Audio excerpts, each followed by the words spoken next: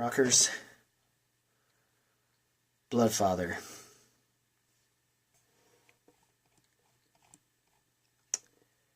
A French action thriller done in English language, directed by Jean-Francois Richet, written by Peter Craig, and based on his own novel of the same name, starring Mel Gibson, Aaron Moriarty, Diego Luna, Michael Parks, and William H. Macy. And it was released on August 12th, and this is what, the 29th today here? So yeah. Yeah, I mean, I'm a little bit of a week late to this one, but, you know, it's kind of a limited release, so just go along with it. And, I gotta say, it is definitely, like most people would say, it's probably one of the best for this film. Does feel more like a drama. I agree with Chris Stuckman on that one. But this is probably the best thing Mel Gibson's been in fucking years, man. Like, an actually good film. In general. It's solid, and a lot of Taken comparisons can be made. First one. But, I mean, I think the action's a little less over the top, and little less over the top. Even despite the other two, you know, the first one was over the top, but it worked for what the film called for.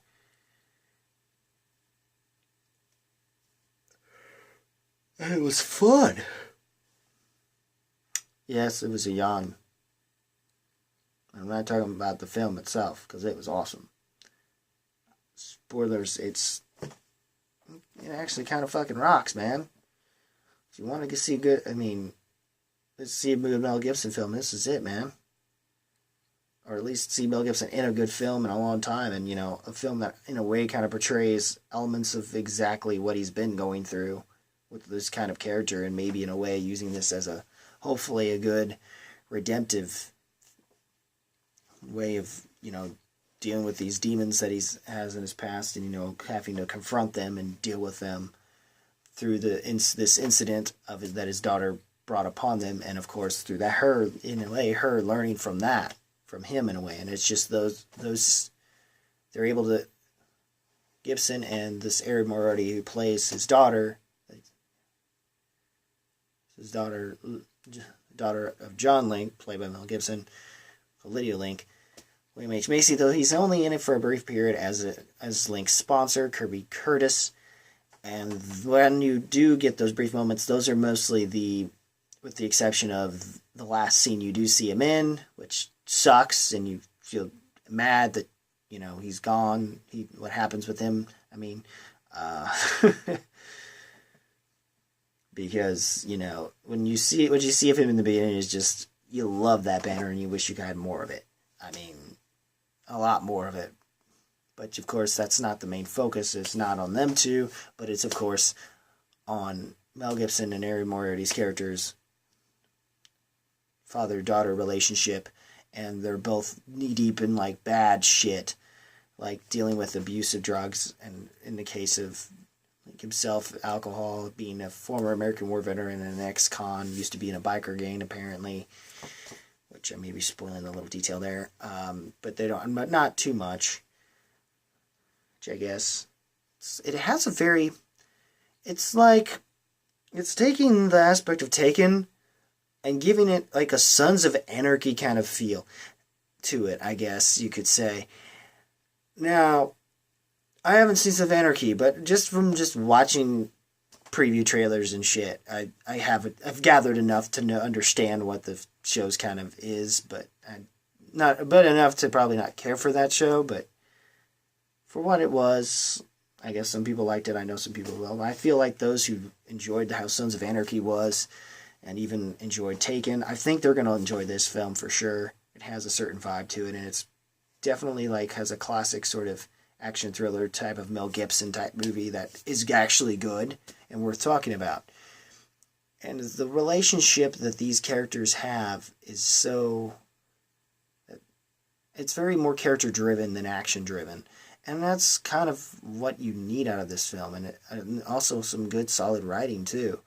I mean, it's also good to know that that being based off a novel, the guy who wrote this novel is involved in the writing process for this film, which is to make this legit as fuck, and actually allowing him to, I guess, try to do the best to help bring this film to life as best as he could.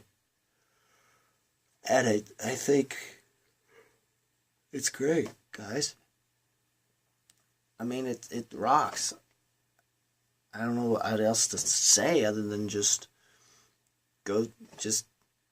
I can't, I feel like if I gave too much details away, I'd spoil it. And it's definitely worth a chance to see in the theater.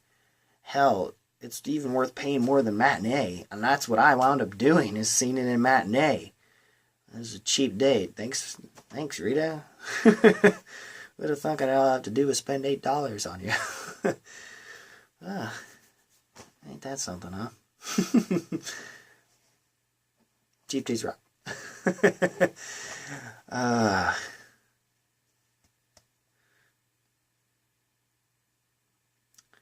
All you get free massages. Or at least very rough ones that get the knots out. No. But yes. Again, Bloodfather.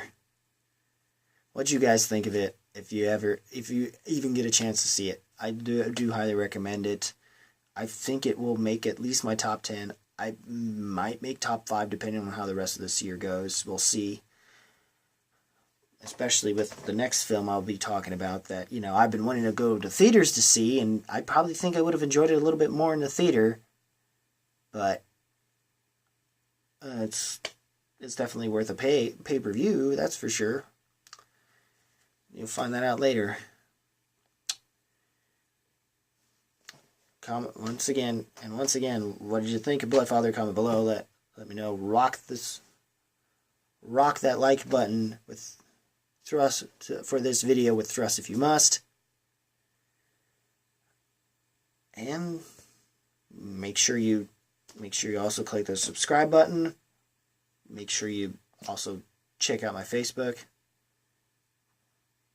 Facebook.com/random rock and real wrestling reviews. Or at random rock and real wrestling reviews. And I think that's it, guys. Till next time, as always, keep it random, keep it real, keep it rocking. And peace.